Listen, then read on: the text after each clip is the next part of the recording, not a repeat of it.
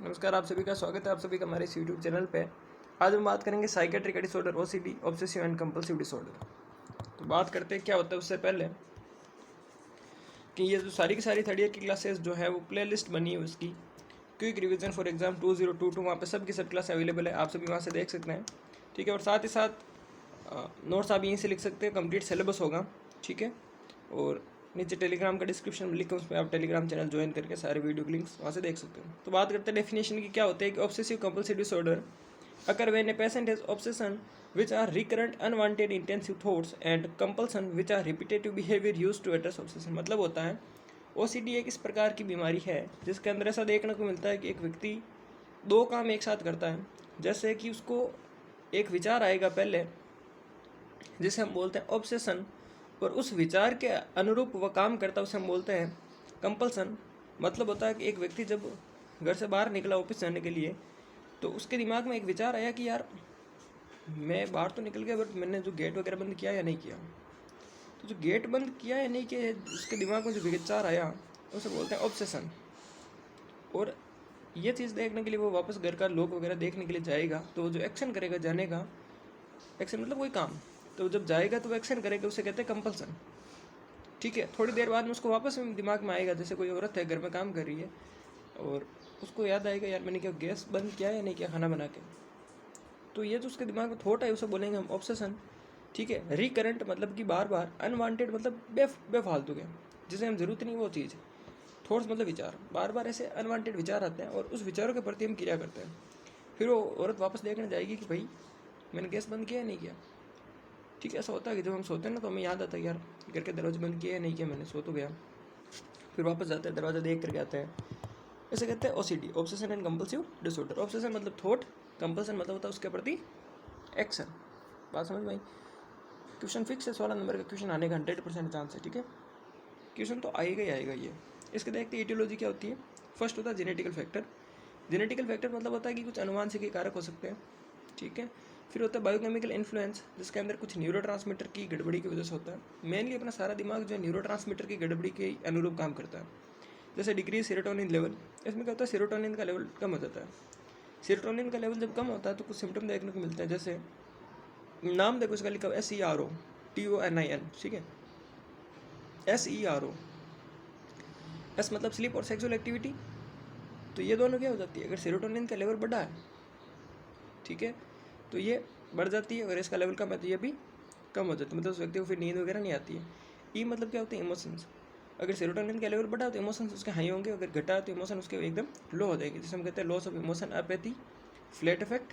ठीक है, नेक्स्ट होता है ई आर। आर मतलब होता है रिकॉल और रेस्ट। अगर सेरोटोनिन का लेवल हाई है तो आपको रिकॉल होगा। ठीक है, अगर रिकॉल मतलब बार बार कोई चीज़ आसानी से याद कर पाओगे, अगर लो होगा तो नहीं कर पाओगे। ठीक है, दूसरा होता है psycho analytical theory. Psycho analytical theory क्या कारण है समझो। फ्रूड मतलब Sigmund Freud also propose that regression to pre-oedipal anal status phase combined with the use of specific ego defense mechanism like isolation undoing displacement में lead to OCD। ये कह रहा है कि OCD का कारण होता है कि जब बचपन के अंदर क्या होता है, अपने प्री-ओडिपल एनाल सैडिस्टिक फेज चलती है। इस फेज के अंदर क्या होता है कि एक बच्चे को ऐसा बोला जाता है कि भाई अपने को बाउल ब्लैडर पे ज़्यादा कंट्रोल नहीं करना है। ठीक है, मैं बोलते हैं कि भाई अगर तेरे को देख बाथरूम लगी हो तो बोल देना, छोटे बच्चे को सब बोला जाता है। तो वो क्या करता है, जानबूझ करके उसको कंट्रोल करता है। लगी होती है तो भी कहता है नहीं लगी मुझे, बार बार जानबूझ करके कंट्रोल करता है। इसे कहते हैं प्री-ओडिपल एनाल स्टैटिस्टिक फेज। ठीक है, सैडिस्टिक फेज। अब इसके अंदर क्या होता है कि फिर ऐसा ऐसा करता रहता है अगर बच्चा जानबूझ करके, मतलब ज़्यादा अनवांटेड कंट्रोल करता रहता है। फिर उसके पेरेंट्स बोलते हैं भाई बाथरूम लगी तो बोलना, फिर भी वो जानबूझ करके कंट्रोल करता है। ठीक है, और इसके साथ वो क्या करता है कि आइसोलेशन करता है, मतलब कि कुछ अपनाता मेथड, जैसे आइसोलेट हो जाता है या फिर मना कर देता है या फिर डिस्प्लेसमेंट कर लेता है। ठीक है, इस फेज के थ्रू। तो ये बड़े जाकर के आगे होने में OCD होता है। इससे मतलब आगे क्या होता है, बड़ा होगा तो OCD हो जाएगा। ठीक है, नेक्स्ट है बिहेवियरल थ्योरी। बिहेवियरल थ्योरी मतलब होता है ड्यू टू एंजाइटी वगैरह की वजह से, अपने बिहेवियर की वजह से, ज़्यादा गुस्सा करने की वजह से हमें देखने को मिलता है क्या, OCD। नेक्स्ट हम क्लिनिकल फीचर्स देखते हैं OCD के क्या होते हैं। फर्स्ट होता है ऑब्सेशनल थॉट्स। ऑब्सेशनल थॉट्स मतलब होता है कि विचार। These are the words, ideas, belief that intrude forcefully to the patient mind मतलब कुछ ऐसे विचार, कुछ ऐसी धारणाएं, कुछ ऐसी मान्यताएं जो किसी भी व्यक्ति के पूरे दिमाग के अंदर फोर्सफुली मतलब बलपूर्वक आक्रमण कर लेती है। मतलब होता है कि कुछ ऐसे विचार जो किसी व्यक्ति के क्या करते हैं, दिमाग के अंदर आक्रमण कर लेते हैं। जैसे कैसे देखो,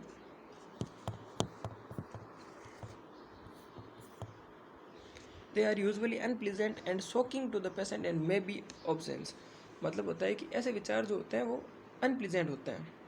जैसे कुछ आइडिया आया दिमाग के अंदर, ठीक है, पेशेंट के दिमाग के अंदर कोई भी आइडिया आ सकता है, कोई उसकी धारणाएं आ सकती है, उसे लगेगा यार मेरे समाज ने जो धारणाएं बनाई वो एकदम गलत है, और वो धारणाएं हमारे दिमाग के अंदर थोप रहे हैं, ठीक है। दे आर यूजुअली अनप्लीजेंट, और जो वो आइडियाज़ होंगे वो क्या होंगे, हमेशा अनप्लीजेंट, मतलब कि ज़्यादा इंटरेस्टेड नहीं होंगे, उसमें पसंद नहीं करेगा। अब दरवाज़ा बंद किया है, नहीं किया, ये कोई आइडिया पसंदीदा है क्या? नहीं है, अनप्लीजेंट ही है। And shocking to the patient, और एक व्यक्ति को शॉक भी कर सकता है, ठीक है। ऐसे मतलब उसके दिमाग के अंदर आइडियाज आते रहते हैं। जैसे किसी को आएगा यार मैं तो बूढ़ा हो गया हूँ, मैं मरने वाला हूँ, तो वो क्या करके, जैसे उसके दिमाग के अंदर आइडिया आया, ठीक है, या फिर किसी पड़ोसी को मान लो कभी हार्ट अटैक वगैरह आ जाता है, तो उस व्यक्ति को भी लगेगा कि यार उसको आगे मतलब इस बार मेरा नंबर है। कभी कभी क्या होता है, कुछ ऐसी मान्यता, जैसे 4 घर है तो 3 घर वालों को तो हार्ट अटैक आ गया, चौथा ऑटोमेटिक समझ लेता है इस बार मेरा ही नंबर है, तो वो पहले से प्री प्लान कर लेता है, सारी वगैरह तैयारियाँ वगैरह कर लेता है, ठीक है। नेक्स्ट है obsessional image. They are vividly imaged scenes often a violent और distinguishing kind involving abnormal sexual practice. इसके अंदर क्या होता है कि ऑब्सेशनल इमेज के अंदर these are vividly imagined scene often a violent और distinguish kind involving abnormal sexual practice. मतलब कि कोई ना कोई ऐसी सीन है जो व्यक्ति के दिमाग के अंदर छप जाता है, ठीक है। ऑब्सेशनल थॉट्स मतलब मैं कह सकता हूँ कि किसी भी व्यक्ति के दिमाग में, एक सेकेंड, ठीक है, जैसे मान लीजिए किसी व्यक्ति के दिमाग के अंदर ऐसा आइडिया आता है, इसमें ज़्यादातर ऐसा ही आइडिया होता है। जैसे किसी व्यक्ति ने कोई सीन इमेजिन कर लिया जो हमेशा क्या होगा, हिंसा वाला सीन होगा, जैसे लड़ाई करने वाला, मारने वाला, या फिर कह सकते हैं ना कोई डिस्गस्टिंग का, मतलब कोई मतलब एक घिनौना प्रकार का कोई भी सीन जिसके अंदर क्या होता है, एबनॉर्मल सेक्सुअल प्रैक्टिस होती है। मेनली यही जो ओसीडी वाला पेशेंट होता है वो मेनली इन एबनॉर्मल सेक्सुअल प्रैक्टिस के ऊपर ही बेस्ड होता है। मतलब बेस्ड होने का मतलब होता है कि उसके दिमाग के अंदर ऐसा थॉट आ गए, ठीक है, कभी मुझे चोरी करनी है, मुझे लूटपाट करनी है, ठीक है, मुझे किसी का मर्डर करना है, ऐसा उसके दिमाग के अंदर थॉट आ गया। जैसे उसके थॉट है वो एक्शन करना शुरू हो जाता है। मतलब बात हम पागल सब्जेक्ट की कर रहे हैं, आप ये मत सोचना प्रैक्टिकल मत हो जाना ज़्यादा, ठीक है, प्रैक्टिकल मत हो जाना भाई।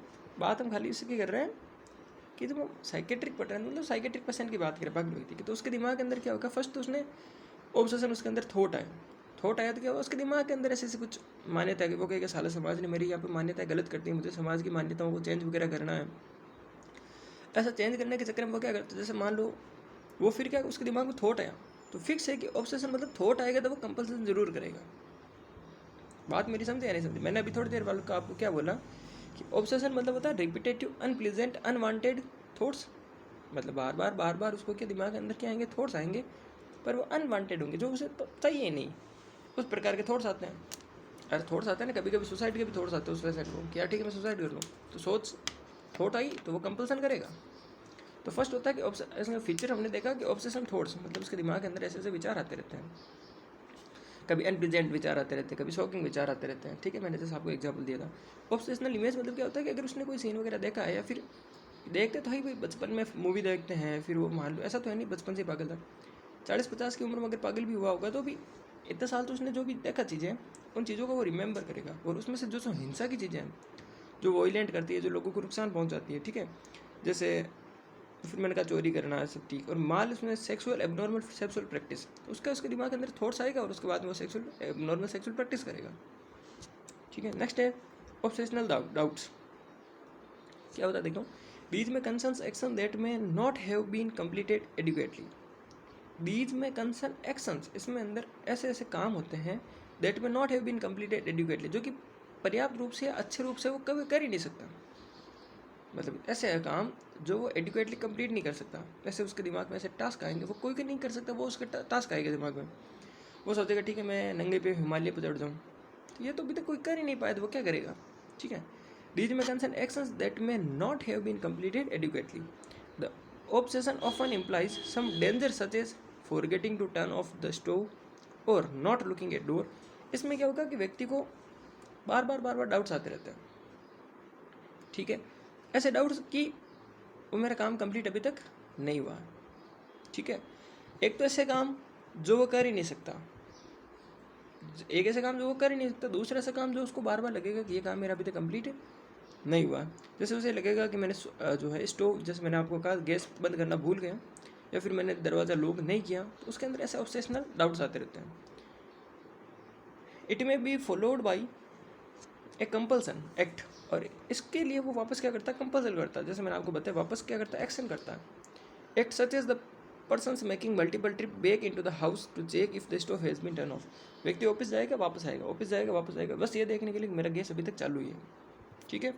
अदर फीचर में बात की जाए तो अदर फीचर्स में होती है मेनली एंजाइटी। एंजाइटी क्यों होगी, क्योंकि उसके अंदर थॉट ही थॉट आएंगे, और एबनॉर्मल थॉट्स वो कंप्लीट नहीं कर पाएगा। और जब वो भाई अगर उसके दिमाग के अंदर सेक्सुअल प्रैक्टिस, माल सेक्सुअल प्रैक्टिस का आया है, तो वो कंप्लीट नहीं कर पाएगा। उसके दिमाग बार बार रिपीटेड थॉट्स आते रहते हैं, फिर वो रिपीटेड बार बार प्रैक्टिस करता रहता है कि ठीक है ठीक है ठीक है कभी, ठीक है। फिर वो क्राइम की दुनिया में पहुँच जाता है। फिर क्या होता है कि अब अगर ऐसा काम टास्क नहीं कर पाएगा तो उसके दिमाग में एंजाइटी होगी, चिंता होगी, और चिंता की वजह से क्या होता है, डिप्रेशन। तो फिर डिप्रेशन होगा, डिप्रेशन ऑफ वेरियस डिग्री, ठीक है। अब बताओ कि बार बार अगर वो सा करेगा, ऑफिस जाएगा, वापस घर पाएगा, जाते वापस आएगा, तो वो क्या काम धंधा कर पाएगा, नहीं कर पाएगा। Disturbance of occupational life, lack of concentration, बिल्कुल सही बात है। ये ओसीडी, ओसीडी बीमारी बहुत मेन खतरनाक बीमारी होती है भाई एक, ठीक है। नेक्स्ट देखो डायग्नोसिस।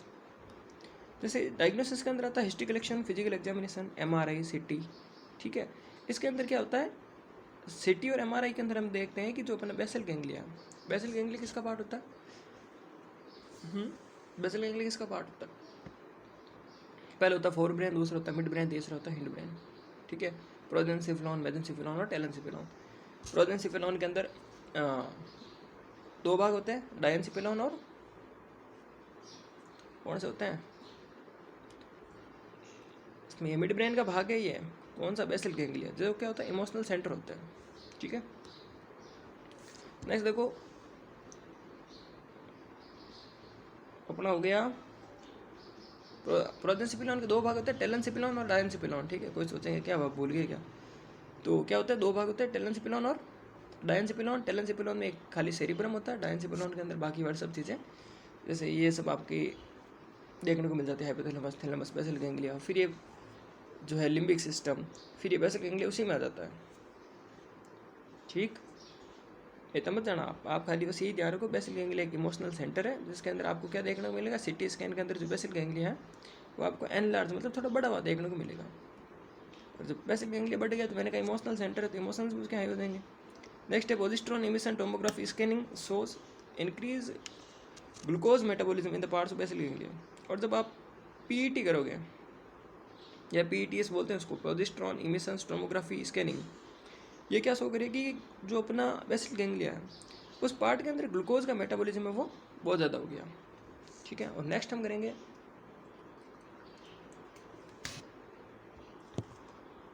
ICD-10 का जो क्लासिफिकेशन था उसके अनुरूप जो इसके ट्रीटमेंट वगैरह होंगे वो हम कंप्लीट करेंगे, ठीक है। नेक्स्ट ट्रीटमेंट के अंदर फर्स्ट होगा फार्माकोथेरेपी,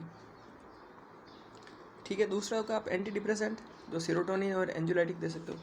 आप भी सोच रहे होंगे सर ये इतने तेज से कैसे मैनेजमेंट लिखा है, क्या हो रहा है, तो यहाँ पे जो इंपॉर्टेंट क्वेश्चन आ रहा है, जो चीज़ इंपॉर्टेंट है वो बार बार रिपीटेड होती है, वो चीज़ हम डिस्कस कर रहे हैं, ठीक है। तो ये क्वेश्चन 100% आएगा।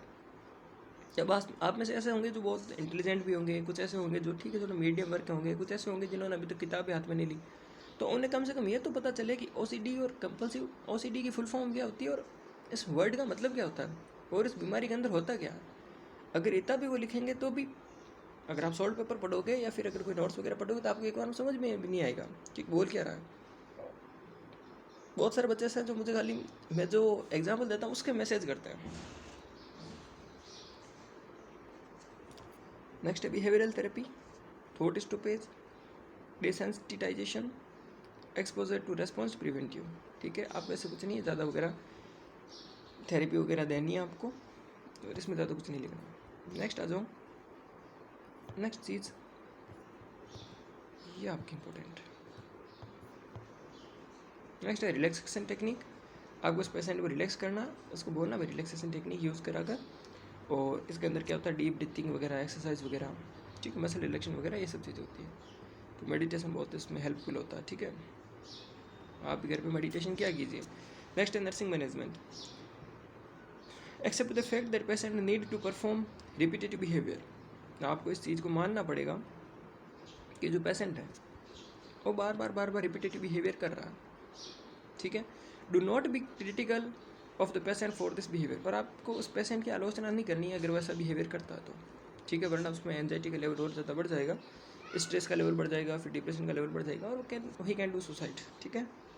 Acknowledge that the patient from the performing repetitive behaviour.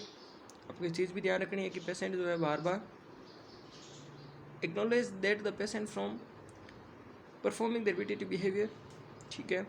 Do not prevent the patient from performing repetitive behaviour since this increase the patient anxiety. आपको इतना भी उसको बिहेवियर नहीं करने देना कि वो उसकी एंजाइटी को बढ़ा दे, ठीक है। अगर मान लो उसको कुछ थॉट दिमाग के अंदर आ रहे हैं, वो सोच रहा है कि मैं जो पत्थर ऊपर फेंकूंगा वो बादल में छेद कर देगा, अगर ऐसे सोच के वो पत्थर फेंक रहा है तो एक बार 5 बार फेंका, फिर आपको रोक लेना है, बोलना है बेटा अभी जो बादल हैं वो थोड़े ऊपर चले गए, थोड़ी देर बाद में वापस खाना खा के बादल नीचे आएंगे ना, तब मारना, तब बादलों में छेद हो जाएगा।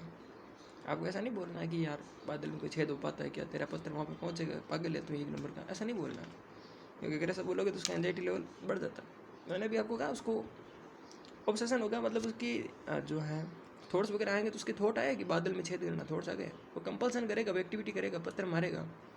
तो आपको भी ध्यान रखना है कि आपको ऐसा बोलना है कि बेटा बादल है जो अभी खाना खाने गए हैं, तो राम जी के पास गए हुए खाना खाने, तो ऊपर है अभी, थोड़ी देर बाद में नीचे आएंगे खाना खा के, तब पत्थर फेंकना, तब तक वो भूल जाएगा, फिर दूसरे काम में लग जाएगा वो, ठीक है। Permit the patient time to perform repetitive behaviour, ठीक है। आपको उस पेशेंट को परमिट मतलब आगे देनी है कि ठीक है, अगर कुछ ऐसा काम कर रहा है तो उसे परफॉर्म करने दें, रिपीटेटिव बिहेवियर कर रहा है तो करने दो, और क्या है। ज़्यादा कुत्ते को लात मारेगा, बोलेगा कुत्ता मेरे पैरों में हाथ हो, मारने दो। Help the patient identify triggers that lead to performing repetitive behaviour. Help the patient identity other ways to cope with anxiety such as diverting unwanted thoughts to positive thoughts when the trigger is identical by the patient. अगर मान लीजिए ऐसा कुछ होता है कि व्यक्ति बहुत ज़्यादा स्ट्रेस कंडीशन के अंदर आ गया, ठीक है, अगर उसकी कंडीशन पूरी नहीं हुई तो आपको उसको दूसरा टास्क देके बोलना, चल बता ये तो कोई नहीं, ये तो कोई भी कर सकता है, तो ऐसा कर सकता है क्या, फिर आपको दूसरा हल्का टास्क देना उसको, ठीक है। और ये आपकी OCD होगी कंप्लीट। आई थिंक आपको समझ में आ गई होगी। कितने मिनट लगे, 14-15 मिनट में कंप्लीट हो गई, ठीक है। नेक्स्ट हम बात करेंगे PTSD, हाथों हाथ ही बात करेंगे, और PTSD के जस्ट बाद हम बात करेंगे आपकी सोमेटोफॉर्म डिसऑर्डर की, और उसके बाद में हम बात करेंगे एंग्जाइटी की, फिर ये अपना चैप्टर यहाँ पे कंप्लीट हो जाएगा, ठीक है। फिर हम सब्सटेंस अब्यूज़ की बात करेंगे। आज 5-6 चैप्टर एक साथ नहीं खत्म करने की कोशिश रहेगी, आज के आज पूरी साइकेट्री कंप्लीट हो जाएगी, तो ठीक है, बने रहिए साथ में, और अपने सभी के सब फ्रेंड्स को शेयर कीजिए।